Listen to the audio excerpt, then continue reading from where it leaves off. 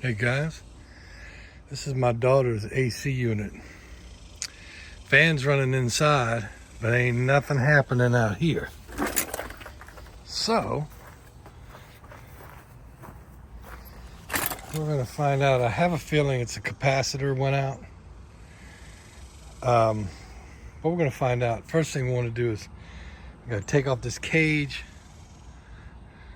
Now that we got the case off, we have to take this side panel off. Also, make sure you pull the breaker.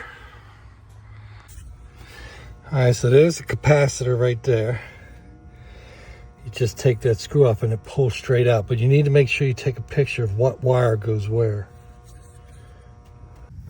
All right, before you do anything, once you disconnect power, make sure you take a screwdriver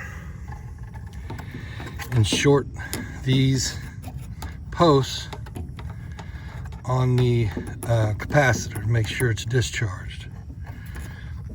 So let me take that out. Okay, so the capacitor has 3 posts. One of them is, I think it's HERM, H-E-R-M. Then there is a C and an F. C is the common, F is the fan, and HERM is for the air conditioning, the compressor. You need to make sure you see what kind of capacitor you need. Take it with you to buy a new one, or look on the capacitor and it'll show what size. Sometimes there'll be 2 numbers like a 4010 or a single. If it's a single, there's probably 2 capacitors in there. So you need to make sure you get the right one. You see that purple wire coming up? That's the compressor.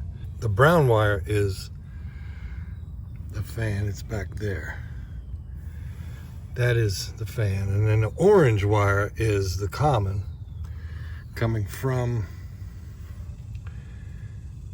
the relay and the fan. So let me get that replaced. So this capacitor doesn't fit in that hole. It's a little smaller. So I just pushed it down there. It's kind of wedged in okay. Shouldn't move anywhere. But now that's all hooked up. Let's test it out. So this is my daughter's thermostat. Go ahead and set it to cool. And you can see it turns blue. Now that normally happened on the inside, but you can't hear it because I didn't have audio turned on. The compressor kicked on in the back, and then I went ahead and shut it back off. And as you can hear, everything seems to be working just fine. Another successful fix for a cheap price.